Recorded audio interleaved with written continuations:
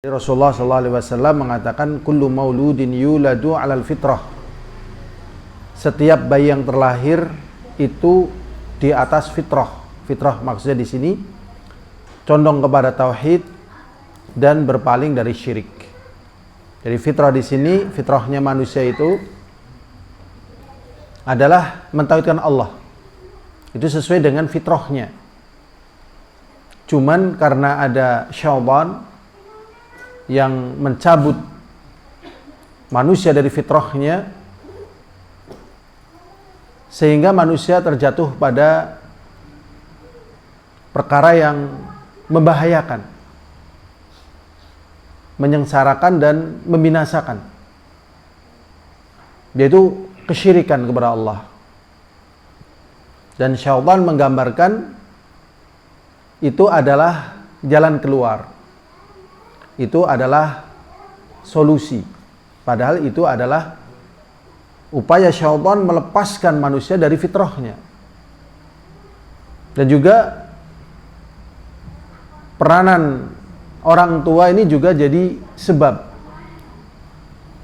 Makanya Rasulullah juga mengatakan fa'abawah, maka kedua orang tuanya ayuhawwidanihi, menjadikan dia Yahudi, au yunasiranihi, atau menjadi Nasrani, au yumajisanihi, ataupun menjadi Majusi. Sehingga ilmu yang kita pelajari ini masih dalam kategori ilmu fardu, ilmu yang wajib bagi setiap individu kita. Ya, masih apa? Fardu. Ya. Karena ilmu fardu adalah ilmu yang menjadikan tegaknya agama kita. Jadi kalau kita mau menyembah kepada Allah dengan benar, maka kita harus tahu ilmunya. Maka ini menjadi fardu. Kalau kita ingin bisa hajinya mabrur, maka kita mempelajari ilmu bagaimana cara kita bisa meraih haji yang mabrur. Ini harus belajar, ini menjadi fardu tatkala kita mau haji. Tatkala kita misalnya pingin rumah tangganya sakinah, mawaddah, warahmah, maka ilmu, mempelajari ilmu ini menjadi fardu bagi mereka yang mau masuk ke dalam dunia rumah tangga, ataupun ya terutama sebenarnya bagi mereka yang mau masuk. Nah, sedangkan mentauhidkan Allah ini dasar. Ya, tadi yang disebut dengan apa? Fitrah. Dan dalam kesempatan kita kali ini insyaallah kita akan masuk bab baru, yaitu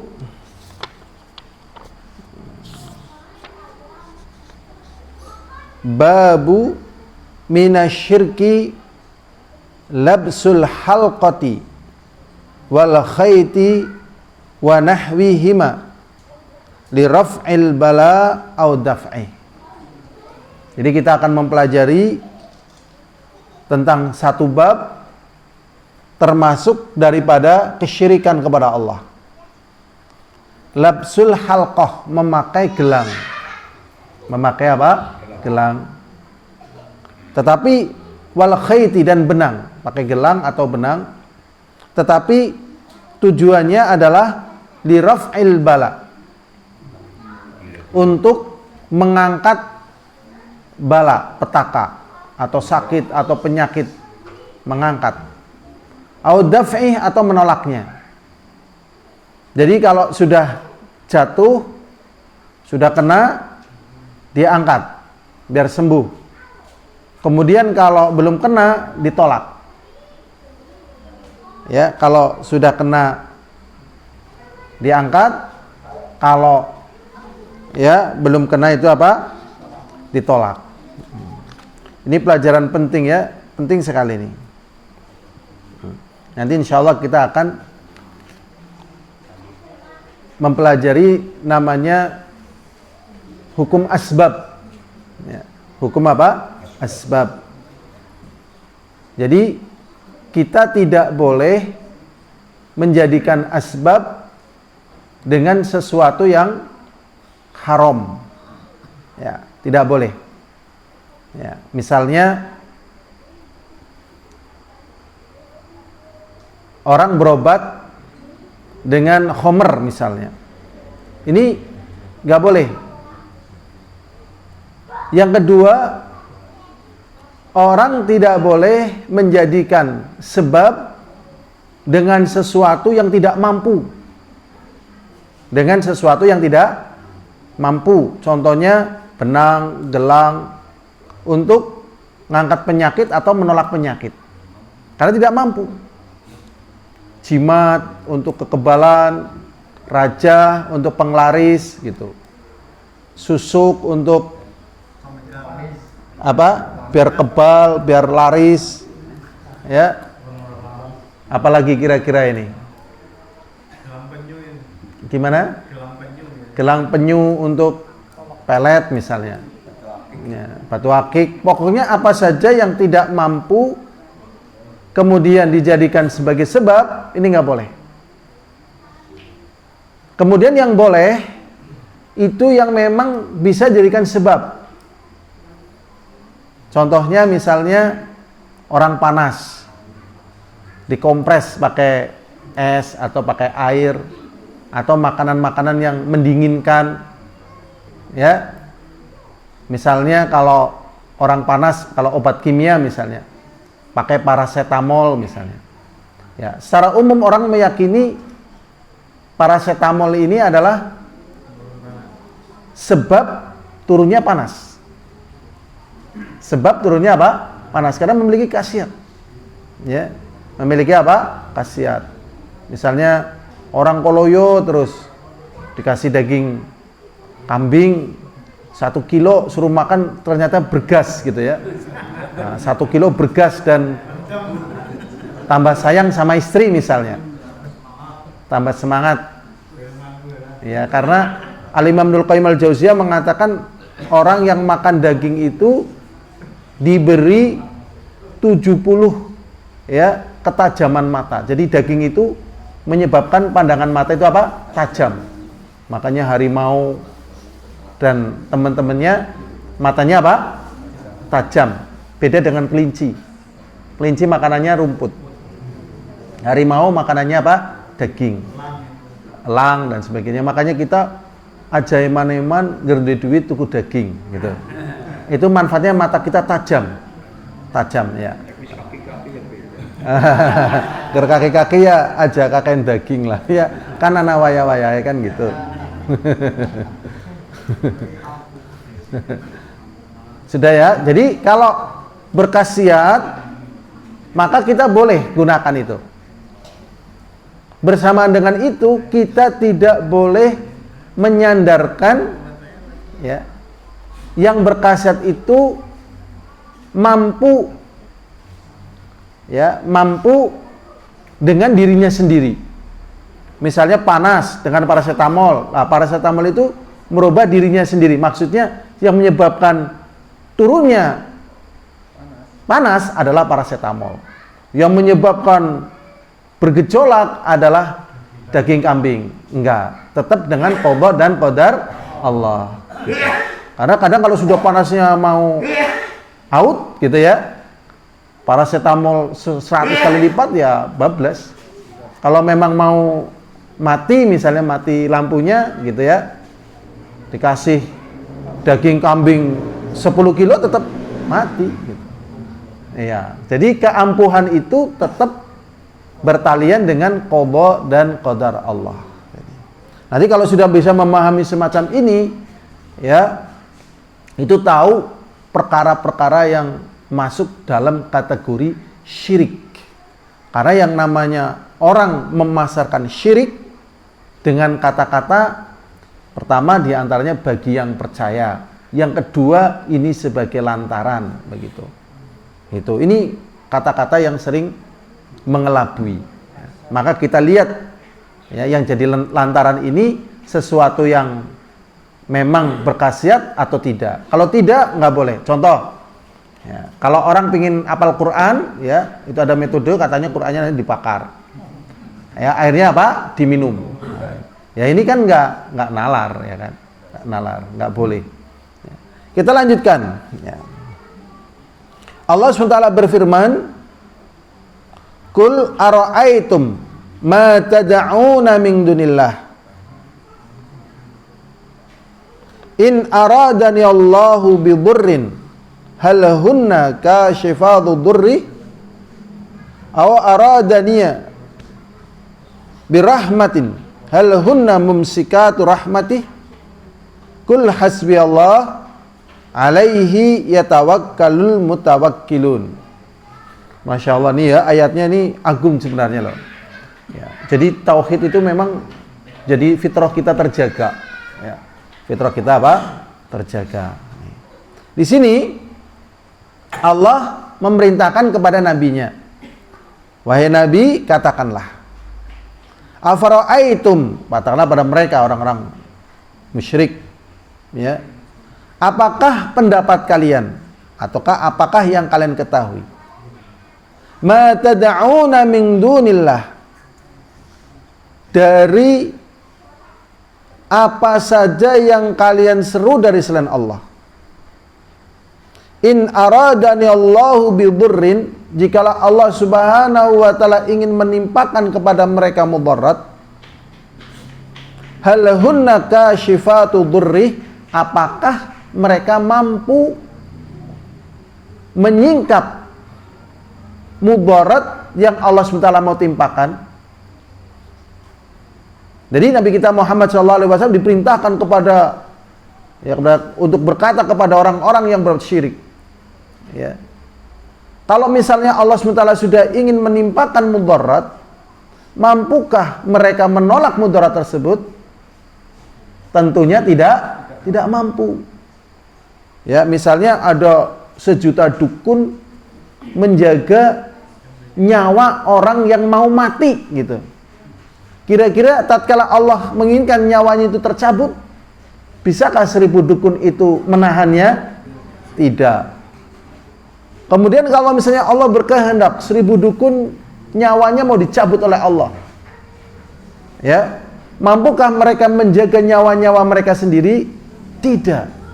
Wah, ini berarti jiwa ini memang harus apa? Tunduk kepada Allah. Ya, tunduk kepada Allah. Jadi ketentuan Allah itu tidak bisa ditolak. Ketentuan Allah tidak bisa apa? Ditolak. Begitu. Makanya sekarang pada perkara yang syar'i misalnya. Pada perkara yang syar'i tadi ya. Pada perkara yang syar'i. Dia sudah berusaha untuk sehat.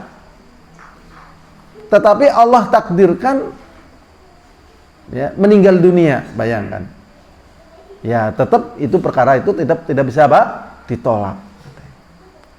Berikutnya lah hadirin azani wa azakumullah, au aradani bi rahmatin, atau misalnya Allah berkehendak pada seseorang, satu kaum, bi rahmatin, dengan rahmat.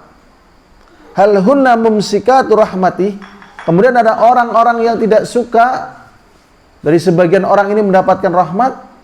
Apakah mereka orang-orang yang tidak suka bisa menghalangi rahmat Allah kepada orang-orang yang Allah akan berikan padanya rahmat? Maka jawabannya tidak. Kul hasbi Allah. Kalau seperti itu ucapkanlah cukup bagiku Allah. Maksudnya orang usah gugup nyabrang perkara sing haram. Gitu loh. Cukup Allah. Kata-kata ini semua orang paham. Sekarang realnya mriyang ora mari-mari. Biasanya kepriwe? Orang sabar terus biasanya mengdi. Ya rumah sakit kan masih boleh ya dan sebagainya lah ya. Mendukun loh. Mendukun sing orang nalar loh. Dulu pernah ada yang namanya ponari, ya kan? Itu rame. Sekarang ponari sudah punya istri, punya anak ya. Ponari wong desa Klutuk ternyata itu. Ponari laki-laki namanya. Dan dia kayaknya juga intelijensinya ya bodoh lah. Ya udah lagi ngerasa nih. Tapi lebih bodoh lagi yang datang kepada ponari untuk datang kesembuhannya. Bahkan dulu di Kali Tengah katanya ada yang burung Garuda ya. Yang ada orang tapa terus datang Garuda ya, burung, padahal punya siapa lah, itu orang berobat di situ. Di Purbowangi dulu ada yang namanya Nur Hasanah, masih ingat?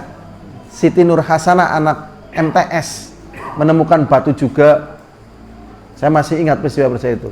Ya, akhirnya orang berobat. Jadi kalau sudah menjumpai seperti itu sabar. Sabar. Memang ini kekuatan iman. Ini kekuatan apa? Iman. Ana maning wis dodol, wis ngapa bae ora sugih-sugih. Nah, biasanya yang akan ditempuh oleh dia apa biasanya? Syirik, pesugihan dan sebagainya gitu. Sudah sabar. Di sini cukup Allah sudah tatkala sebab itu adalah sebab yang diharamkan, jangan diambil. Tatkala sebab itu adalah sebab yang bukan mendatangkan manfaat, maka jangan diambil. Jangan apa? Diambil. Boleh menjalankan sebab pertama tadi yang dibolehkan secara syariat. Yang kedua memang memiliki khasiat atau memiliki manfaat. Yang ketiga, kita tidak boleh meyakini dari khasiat tersebut terjadi secara sendiri, tetapi semuanya dengan qada dan qadar Allah. Maka kata Nabi, kul hasbi Allah, katakanlah cukup bagiku Allah. Ya, cukup bagiku Allah. Ini yang menjadikan orang-orang beriman, bertauhid itu dimenangkan oleh Allah ini dalam segala medan. Dalam segala apa? Medan. Maka penting tauhid ini.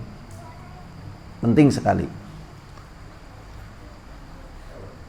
Alaihi yatawakkalul mutawakkilun, dan kepada Allah lah bertawakalnya orang-orang yang bertawakal. Ya, seperti misalnya kisah orang yang masuk dalam gua. Segala sebab yang syar'i dan berkhasiat nggak ada. Apa yang harus dilakukan? Tawakal. Cuman berdoa. Nabi Yunus dimakan ikan. Ya cuman tawakal. Nah ini. Sudah tidak ada jalan lain. Orang sedang sekarat. Sudah tidak ada jalan lain, tawakal kepada Allah. Sudah. Al-hadirun azani wa azakumullah. An Imran bin Husain radhiyallahu anhu. Anna Nabi sallallahu alaihi wasallam ra'a rajulan fi yadihi halqah min safrin. Dari Imran bin Husain, semoga Allah meridhoinya, sesungguhnya Nabi Muhammad sallallahu alaihi wasallam melihat seseorang di tangannya ada gelang dari sufrin. Ya, sufrin dari semacam tambang lah. Sufrin. Ya. Faqala ma hadhihi. Kemudian Rasulullah tanya, ini apa? Ya, ini apa? Qala minal wahana. Ini ya jimat. Kalau wahana secara arti bahasa itu kerendahan. Ya, wahana, kerendahan atau kehinaan. Ini apa? Jimat. Banyak perilaku yang kita lihat orang pakai gelang loh. Gelangnya itu berupa benang. Ya. Kalau misalnya benang itu ya. Kalau misalnya itu untuk hiasan, benang itu bukan untuk hiasan loh. Ya kan? Iya. Benang itu bukan untuk hiasan. Kalau misalnya emas, laki-laki nggak boleh pakai emas. Itu nggak boleh. Memang ada penelitian. Kenapa sih kalau perempuan boleh pakai emas, kalau laki-laki tidak? Ya, jawabannya karena perempuan itu haid, laki-laki tidak haid. Sehingga kalau kotoran-kotoran masuk ke tubuh, ya kalau pada wanita dikeluarkan diantaranya melewat apa? Haid. Jadi itu beracun katanya itu. Sehingga syariat tidak membolehkan. Tapi terlepas dari penelitian itu benar apa tidak, mungkin penelitian benar sih. Tapi syariat tidak membolehkan laki-laki pakai apa? Emas. Ini. Jadi kalau untuk hiasan itu bukan hiasan. Kalau misalnya emas jelas nggak boleh. Lah terus tujuannya untuk apa? Gitu. Nah, jadi bagusnya ini jangan pakai ya, laki-laki pakai benang. Saya sering lihat itu. Kadang teman-teman gitu, bahkan teman haji gitu saya juga lihat. Kadang sebagian santri saya juga lihat gitu. Ya, dulu waktu SMP teman itu ada yang pakai, tapi bukan di tangan, di kaki. Pakai apa itu namanya? Kulit kijang. Nah, saya nanya, ini apa ini? Oh, ini ya men Melayu banter. Jerene ajian kijang mamprung. Wis tahu ya. Nah, ini jelas syirik ini kalau sudah wis tahu ini nih, wah. Ya memang syirik ini menyelinap gitu loh. Dan orang bertahan supaya tidak syirik ini butuh kekuatan iman dan keyakinan. Jadi aslinya manusia itu tidak mau syirik, tetapi tatkala menghadapi problem, tantangan dan sebagainya kurang sabar, tergiur dengan yang namanya apa? Syirik gitu loh. Jadi syirik ngeri loh. Ya, dan ilmu syirik atau ilmu tauhid nggak bisa sambil lalu loh. Nggak bisa sambil lalu loh. Dan kebanyakan orang tentang masalah tauhid itu sambil lalu loh. Nggak bisa loh. Jadi perkembangan syirik ini mengalun sesuai dengan perkembangan zaman. Ya, perkembangan zaman. Jadi, Masya Allah. Kita lanjut saja pembahasannya. Jadi tanya, ini apa? Ini jimat, wahanah tadi, kerendahan. Faqala, kemudian Rasulullah mengatakan, inzi'ha, lepas ini. Ya, lepas. Kalau misalnya gelang watu giok, ya kalau memang berkhasiat, nggak apa-apa sih. Cuman penelitian lebih jauh tentang watu giok itu berkhasiat, Nah, karena masih nggak kalung ya kan, kepira 1 juta, kepira itu wawalam kayaknya lebih banyak menggunakan marketing itu. Lah kalau marketing ora usah lah, gua ngapa? Ya. Mending tuku madu apa, tuku sate lah. Ya itu insya Allah manjur, sate gitu ya. Kadang sakit itu bukan karena penyakit kok, kurang gizi gitu loh. Jadi bukan lagi suudzon ya, tapi secara penelitian kayaknya kurang gizi gitu. Kurang plesir. Karena apa? Karena orang Arab itu ya makan daging kambing itu biasa. Dan orang Arab itu karena makan daging kambing ya kulitnya dibuang, kepalanya dibuang, dingkliknya dibuang, jeroannya dibuang, sudah kayak gitu. Ya, kayak gitu. Jadi orang Arab memang kuat-kuat gitu loh. Walaupun secara iklim mereka prihatin lah ya dibandingkan kita. Tapi panganannya akeh gitu loh, bergizi gitu. Lah kita rezeki akeh, panganannya eman-eman. Ki pitika apik temen, wong apa? Go didol. Ki pedhes apa? Go didol. Sing go dewek mengko ngger badan. Ya Allah, gara-gara badan sih kapan setahun pisan. Ana dulu dapat faidah dari temen. Ya temen ana menukilkan ucapan Ali bin Abi Thalib. Orang yang selama 40 hari nggak makan daging itu hatinya keras. Itu. Jadi makan daging lah, ya. Nah, Masya Allah.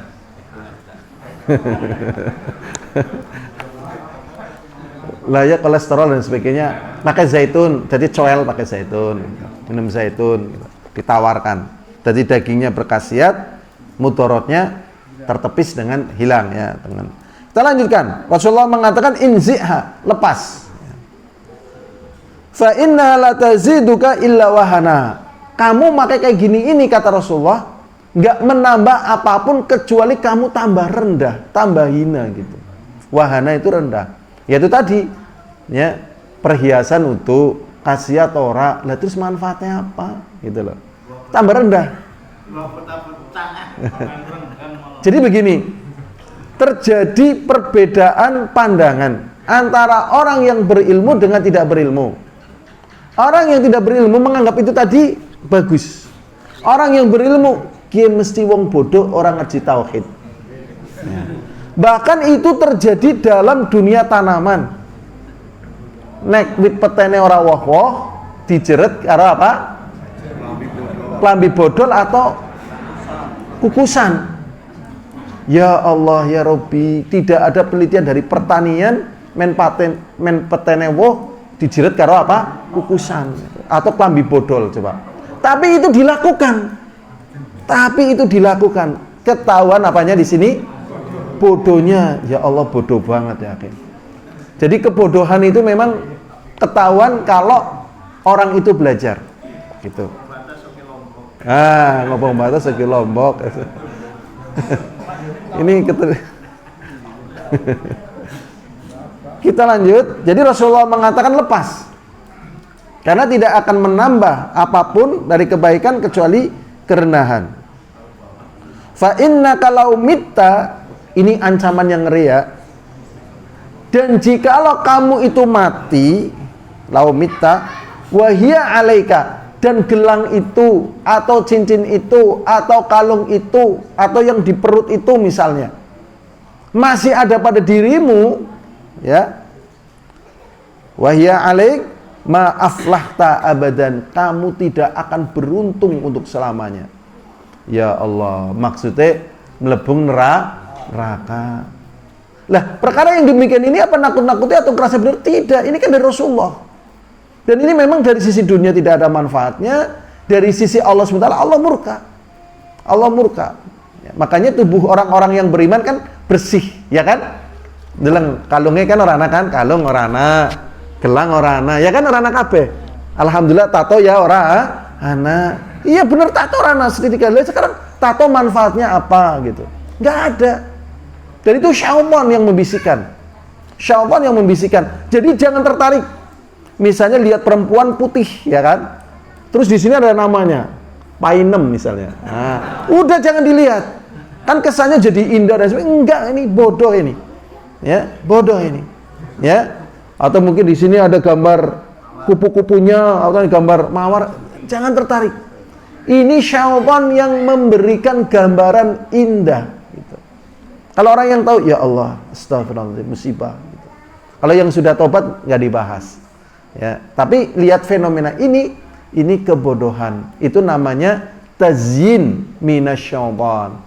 Jadi syaitan memberikan gambaran itu apa? Indah. Tazyin. Digambar-gambarkan itu indah. Lah kalau jimat tadi, kalau mati itu masih ada, tidak akan beruntung untuk selamanya. Kita lanjutkan lagi lah hadirun a'azani wa a'azakumullah. Hadis ini diriwayatkan oleh Imam Ahmad dengan sanad la ba'sa bihi. Walahu an Uqbah bin Amir marfu'an. Dan juga dari Imran bin Husayn ya, secara marfu' Rasulullah sallallahu alaihi wasallam mengatakan man ta'allaqa tamimatan, barang siapa yang mengantungkan tamimah, miriplah kayak jimat-jimat tadi. Ya. Kadang dijumpai di rumah muslim itu juga masuk dalam kategori tamimah sebenarnya, yaitu yang cleaning itu loh, cleaning gitu. Mungkin itu tidak niat untuk itu, tapi dari keyakinan feng shui untuk menolak roh jahat dipasang cleaning itu loh. Sudah pernah lihat cleaning depan rumah itu? Itu yang kayak gini juga karena ya istilah tabaruk gitu loh. Kalau memang tujuannya kayak gini memberikan efek hanya sekedar ini misalnya, ya misalnya hanya sekedar efek, ya mungkin tidak sampai haram ya. Tapi kalau ini binatangnya harus ini, dengan sebab binatang ini kemudian memiliki kekuatan, ya gaib misalnya, sehingga orang bisa datang, maka ini syirik ini. Ini menjadi apa? Syirik. Ini pentingnya orang belajar tauhid. Ketone sepele tapi medeni, ngefek, ya, ngefek yang luar biasa, ya, ngefek luar biasa. Makanya, ya Allah, ya Rabbi, di dunia ini sesedih apapun, sesusah apapun, masih bisa sambat. Ya, tetapi kadang manusia tidak sabar, terjatuh pada seperti ini.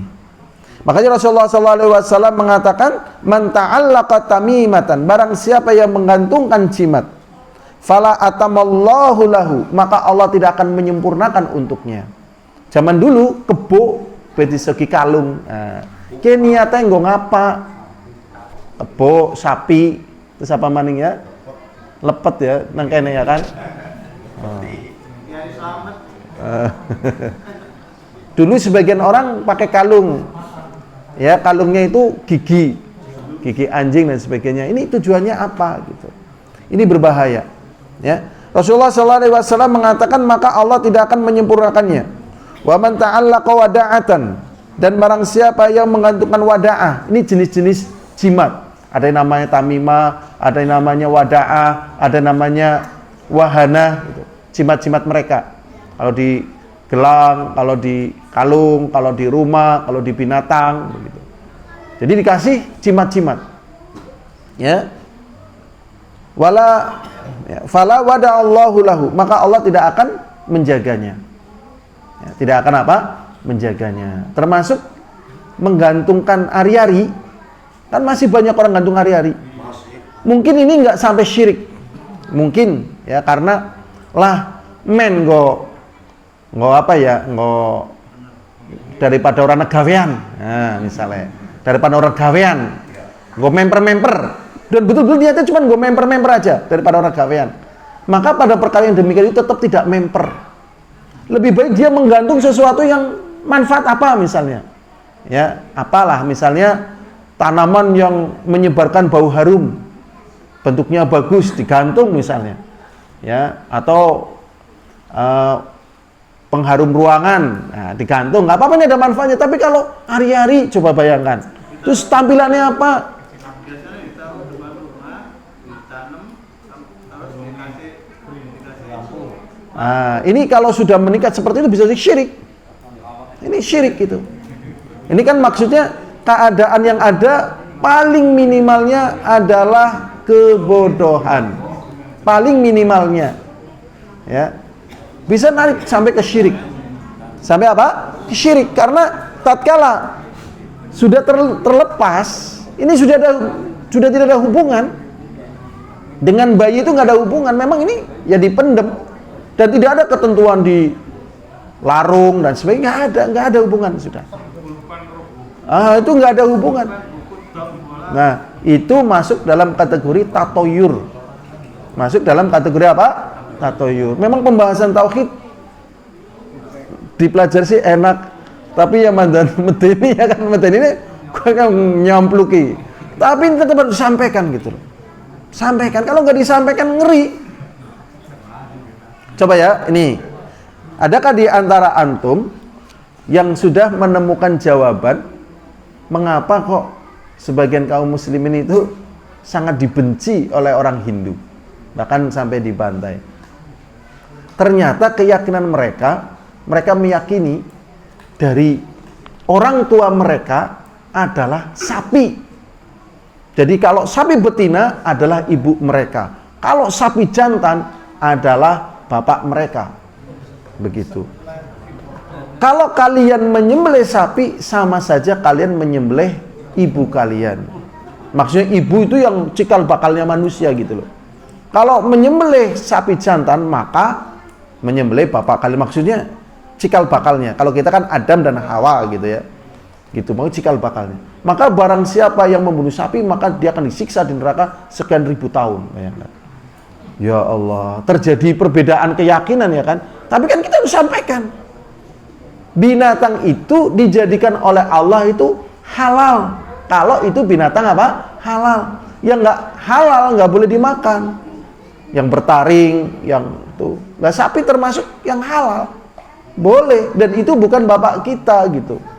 Ya, ini sekedar informasi saja. Nah, ini pentingnya kita belajar tauhid. Masya Allah.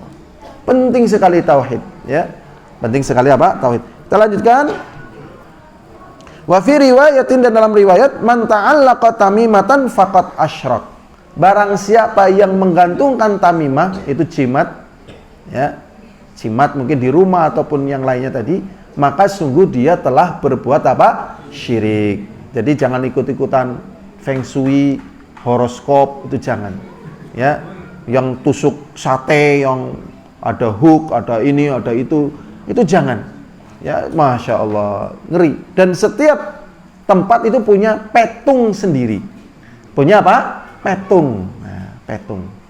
Jadi petung-petung ini adalah pendekatan rasa, ya. Tatkala manusia ini tidak mendapatkan apa? Petunjuk dari Allah SWT, sehingga dilakukan pendekatan-pendekatan. Oh ya benar, oh ya pas gitu. Ternyata Rasulullah SAW mengatakan itu adalah apa? Syirik. Berikutnya hadirun azani wa azakumullah wali ibni Abi Hatim, dan diriwayatkan oleh Ibnu Abi Hatim dari Hudzaifah, anahu ra'a rajulan fi yadihi. Diriwayatkan dari Abu Hatim dari Hudzaifah, anahu ra'a rajulan fi yadihi. Sesungguhnya beliau melihat di tangannya ada khaitun, ada benang, minal huma, karena penyakit apa? Demam. Ini zaman dulu masih seperti itu. Sekarang insya Allah sudah banyak berkurang ya. Dulu kan kalau bayinya sakit pakai benang lawe, ya kan? Nah, itu di Arab juga terjadi. Mubeng. Nah. Ya Allah, ya Rabbi. Apa?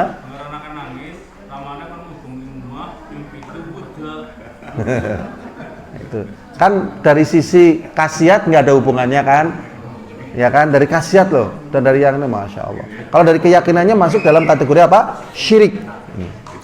Syirik ya.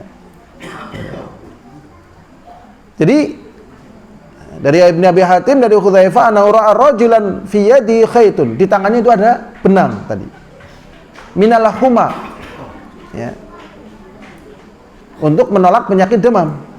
Faqada'ahu, maka Rasul memutusnya. Wa tala qaulahu, dan kemudian membacakan firman Allah Ta'ala, wa ma yu'minu aktsaruhum billah illa wa hum musyrikun. Ayat ini ya, kalau bisa dihafal ini.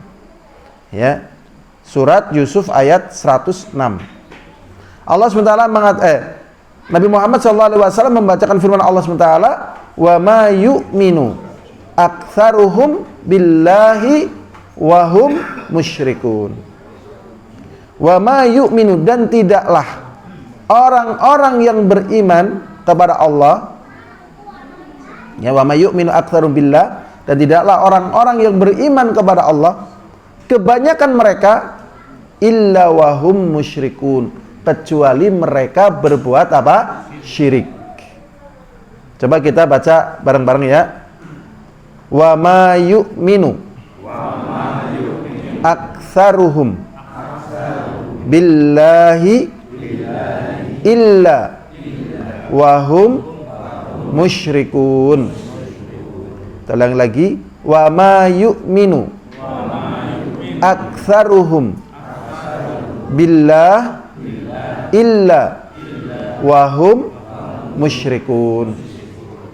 Ya, jadi tidaklah kebanyakan orang-orang yang beriman kepada Allah kecuali mereka berbuat syirik. Jadi yang melakukan kesyirikan ini siapa? Orang yang beriman. Muslim ini sudah beriman, ini bukan animisme, dinamisme, paganis atau antah berantah. Enggak, ini orang beriman. Coba bayangkan. Ini masih menyelinap, bayangkan. Masya Allah. Masih menyelinap. Ya. Makanya pada perkara tauhid, Allah berikan kemampuan manusia untuk bisa mengamalkannya. Tauhid. Jadi kalau manusia berjuang, berusaha, dia bisa mentauhidkan Allah dan selamat dari syirik.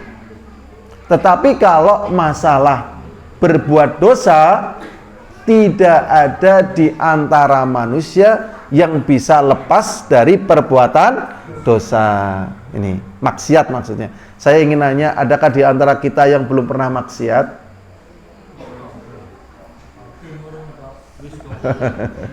Adakah di antara kita ini yang belum pernah berbuat maksiat? Gak ada, semua pernah berbuat maksiat. Pernah berbuat maksiat itu. Ya, makanya kalau maksiat kemudian ditutup dengan tauhid, dimaafkan oleh Allah. Tetapi kalau misalnya dia bisa meninggalkan sebagian dari maksiat, ternyata dia terjatuh pada syirik dan berbuat syirik, meninggalkannya dia dari sebagian maksiat tidak ada gunanya. Ini mulane kadang ya, kadang kayak wong urip we sing bersih atine, aja panas ten, ada jahil, aja metakil, nek diciwit lara, ya aja nyiwit, aja gumede, aja dume. Dalam tataran ini bagus, tapi tanpa tauhid ini nggak ada gunanya. Begitu. Masya Allah. Ini kan berlaku tatkala kita hidup dengan manusia lain, supaya kita berbuat baik dan sebagainya. Tetapi kita itu ada kewajiban kepada Allah ini. Makanya sebaik-baiknya orang baik adalah orang yang mentauhidkan Allah, walaupun dia ada kekurangan. Dan serugi-ruginya orang yang berbuat baik, dia terjatuh kepada apa? Kesyirikan. Ini. Makanya di sini Rasulullah akhirnya membacakan ayat ini. Ya, ketemu Rasulullah, anak sahabat, ngerti pengajian Rasulullah, ngerti keadaan dan sebagainya, masih terjatuh pada apa? Syirik. Bahkan pernah satu kejadian ini. Ya. Jadi tatkala Rasulullah SAW dan para sahabatnya itu berperang, para sahabat melihat orang-orang musyrik itu punya senjata. Lah, biar senjata mereka itu ampuh, ditaruh di mana? Pohon yang berduri, namanya Dzatu Anwat. Maka kemudian para sahabat ini minta kepada Rasulullah, ya Rasulullah, ij'al lana Dzata Anwat kama lahum Dzatu Anwat. Wahai Rasulullah, biar senjata kita juga ikut ampuh. Ya, kalau senjata mereka itu ditaruh di Dzatu Anwat, ya, jadi ampuh, maka berikan buat kami Dzatu Anwat ya Rasulullah. Kemudian Rasulullah SAW dengar kata-kata ini kaget. Allahu Akbar, innahala sunan. Kaget, Allahu Akbar. Ini namanya sunnah-sunnah, yaitu tinggalan perbuatan kesyirikan di zaman dahulu. Jadi sunnah itu aslinya secara umum mengikuti jejak orang lain, namanya mengikuti sunnah orang lain. Makanya ada sunnahnya Fir'aun, ada sunnahnya Qorun gitu. Begitu. Nisbah, pokoknya mengikuti jejak orang lain itu sunnah. Sesungguhnya ini sunnah-sunnah umat terdahulu. Allah Akbar, ini sunnah.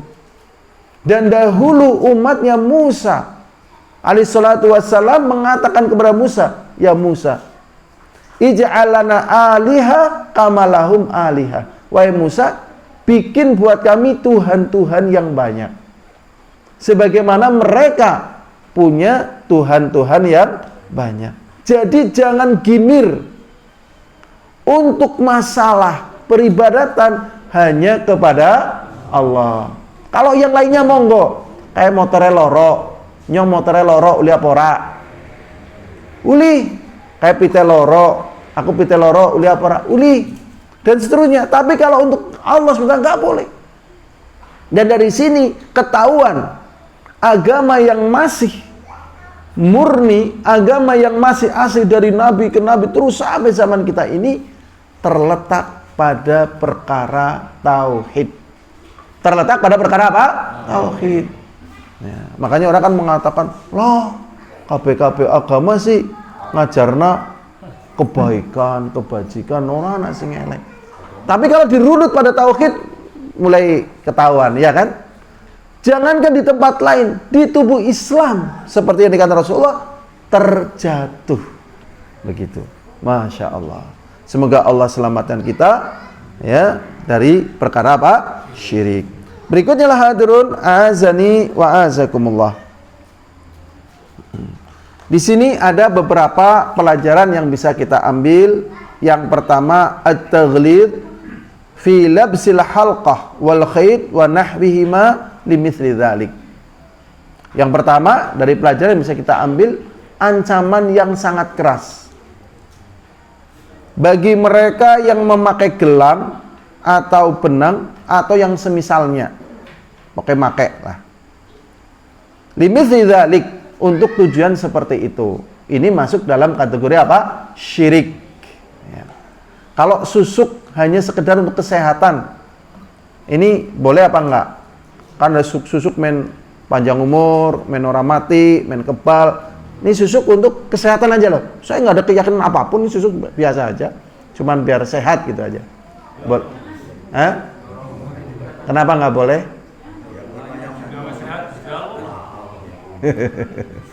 Lah sekarang kita minum madu boleh nggak? Lah susuk kok nggak boleh? Ya karena susuk itu tidak memiliki khasiat untuk kesehatan. Karena memasukkan benda-benda asing dalam tubuh kan tidak menimbulkan apa? Kesehatan.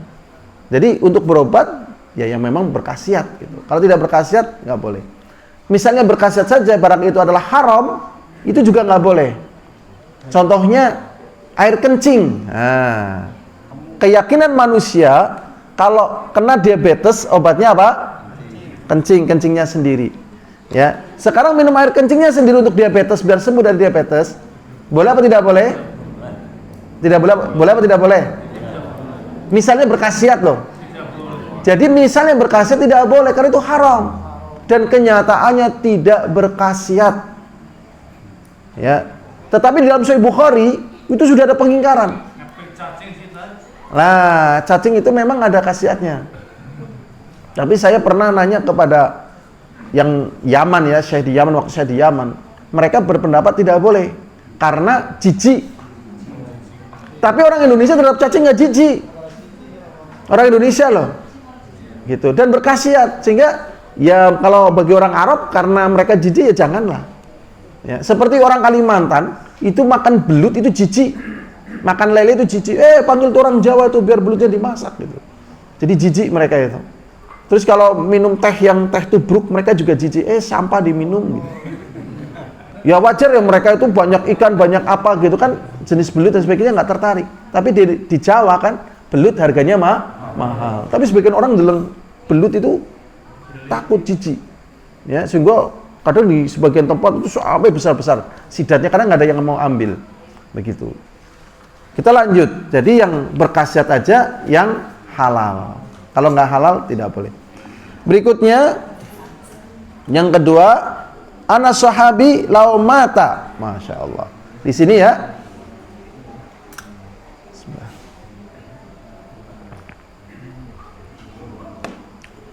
Yang kedua, ana sahabi, sesungguhnya jikalau dia memang seorang sahabat Nabi, lau mata, jikalau dia mati, wahia alaihi ma aflaha, apabila jimat itu yang berupa tadi cincin, gelang, kalung, walaupun sahabat kalau mati masih ada di situ, ma aflaha, maka tidak beruntung. Makanya kita walaupun kenggo ngapa Allah engko jangan pakai. Karena kadang timbul sakwa sangka. Karena saya sering lihat gitu loh, pakai benangnya rapi sih benangnya kayak gitu. Janganlah, buat apa? Nggak ada gunanya, ya. Karena di sini ada pembahasan yang mengerikan. Gitu. Dan persepsi orang, tatkala ada orang pakai gelang kayak gitu yang dari benang kayak gitu, ya bagi orang yang belajar tauhid jelek kesannya. Jadi jangan menjadikan itu sebagai apa? Hiasan. Kalau misalnya sebagai tadi untuk menolak bahaya atau untuk menyembuhkan dan itu ada sementara itu belum dibuang kemudian dia meninggal, maka dia tidak akan selamat, tidak akan beruntung untuk apa? Selamanya. Masya Allah ya. Nah, kalau tubuh kita sudah nggak ada, mungkin kita masih punya kakek ya, atau nenek atau saudara yang ada ya, atau mbah kita bilangin, mbah ampun mbah lah. Kalau sana keberatan luar biasa, nyambah sekata ibu. Nah, ya kan lebih baik kita modal daripada hal-hal seperti itu berbahaya. Nyambah sekata ibu. Oh sekata ibu sih mau ngapa? 1.000. 1.000 ngapa? 200.000. 200.000 mau ngapa? Ngasuk balik 500.000 ngerduwe mbah. Tapi janji mbah buang. Ya gitu. Gitu caranya ya. Berikutnya lah hadirin azani wa azakumullah.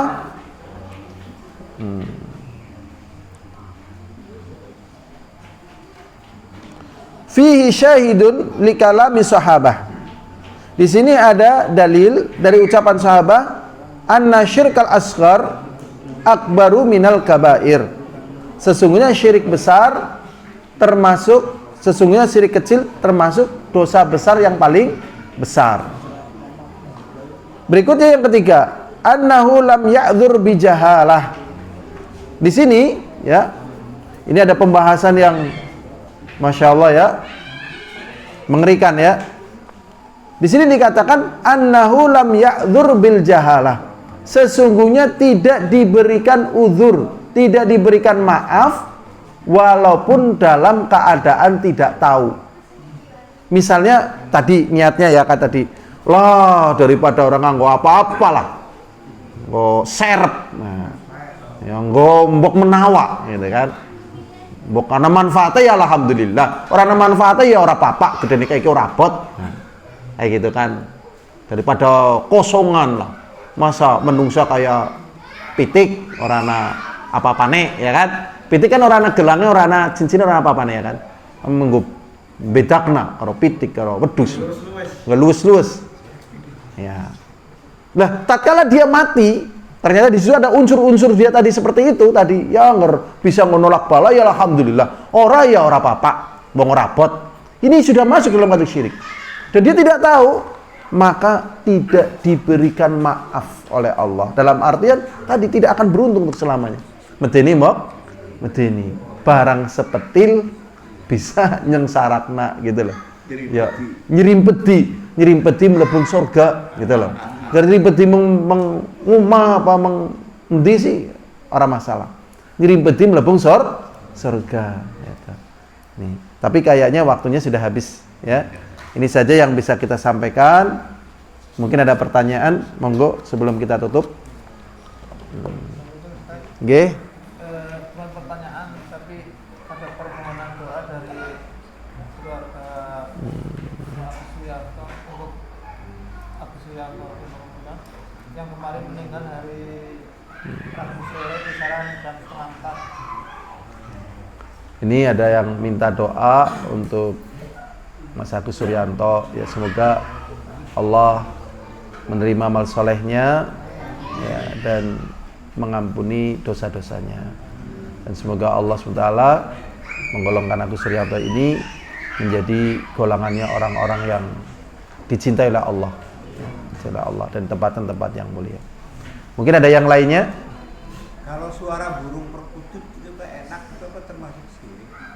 Tergantung. Kalau misalnya hanya dinikmati nggak apa-apa ya. Tapi kalau kemudian dikait-kaitan dengan hal-hal yang lainnya bisa syirik gitu. Ki ngger manuku kaike biasane gitu. Itu sudah jangan dikait-kaitan gitu. Kalau suaranya nggak apa-apa. Dari sisi suaranya nggak apa-apa ya. Memang kalau orang Arab itu nggak ada yang miara burung. Cari dari Timur Tengah itu pasar burung di mana nggak ada. Itu di Saudi, di Yaman nggak ada. Pasar burung adanya di Indonesia. Indonesia itu jangan apa bae. Sing ora dipangan apalah, bekicot ben dipangan ya kan. Ya. Di sana burung bebas. Makanya di Mekah kan burung dara banyak banget ya kan. Banyak banget gitu. Nah, ini pembahasan lain. Tapi kalau kita menikmati burung tadi apa perkutut kayak gitu hanya sekedar menikmati sih boleh-boleh saja. Ya, cuman kalau dikait-kaitan, nah ini yang nggak boleh. Ya. Ada lagi? Susu orangnya sudah kopa, susu tapi sempat meninggal dunia. Ya semoga diampuni, iya karena di situ ada udzur tidak bisa mengeluarkannya, ya kan? Berarti di sini kan ada unsur kepengin mengeluarkan. Kemudian ada orang yang konsultasi pasang susuk, ya. Kalau susuk ini biar lepas itu harus ke laut. Ke laut. Ini jangan dilakukan. Ini namanya cara-cara syaitaniyah. Jadi tidak akan hilang pengaruh susuk hanya sekedar ke laut. Atau pengaruh sihir hanya sekedar pindah ke luar negeri. Jadi dulu rame perdagangan jin. Kan ada Mudrika, masih ingat nama Mudrika? Kemudian ada manusia 1000 aneh, kemudian ada tokoh-tokoh dukun itu, ya, ada Mudrika itu pedagang jin, perempuan ternyata Mudrika itu. Zaman dulu masih ingat nggak pedagang jin itu? Lupa ya, ada Mudrika dan sebagainya. Terus ada siapa ya? Ki Gendeng Pamungkas, rasanya kayak gitu. Ki Gendeng Pamungkas. Terus siapa lagi nama-namanya itu? Namanya Bos Edi. Wah, apa ya nama-nama dukun ya? Masyaallah. Bos Edi, Mudrika itu. Lah, diramainya perdagangan jin waktu itu di negeri kita ini, akhirnya mereka itu suaranya didengar. Nah, mereka mengatakan pengaruh jin itu akan berkurang kalau dibawa ke luar negeri. Contohnya misalnya jin beli di Indonesia, kita ke Mekah, maka kekuatan jinnya itu hilang. Ini dusta ini. Dusta, nggak bisa. Pokoknya dukun itu nggak bisa dibenarkan. Gitu. Nggak bisa dibenarkan ya, nggak bisa. Jadi kalau ada orang pasang susuk, kalau misalnya secara medis dia tidak bisa mengeluarkan, ya paling bertobat kepada Allah. Dan ya Allah, sesungguhnya aku ini berlepas diri dengan susuk yang dia pasang tadi, ya, dan aku berusaha mengeluarkannya tapi saya nggak mampu, dan saya sudah mencari secara medis saya nggak bisa, dan saya tidak mau menempuh cara-cara yang engkau haramkan, kayak gitu. Sudah paling istighfar kayak gitu, ya. Kalau usaha Ustaz ya, terus itikaf di tempat apa di gunung atau di tempat sepi, itikaf nih boleh nggak? Nggak boleh, ya, nggak boleh, nggak boleh. Jadi nggak boleh. Ini saja yang bisa kita sampaikan. Semoga ada manfaatnya. Semoga Allah selamatkan kita dan keluarga kita dari neraka. Subhanakallahumma bihamdika asyhadu an la ilaha illa anta astaghfiruka wa atubu ilaik. Assalamualaikum warahmatullahi wabarakatuh.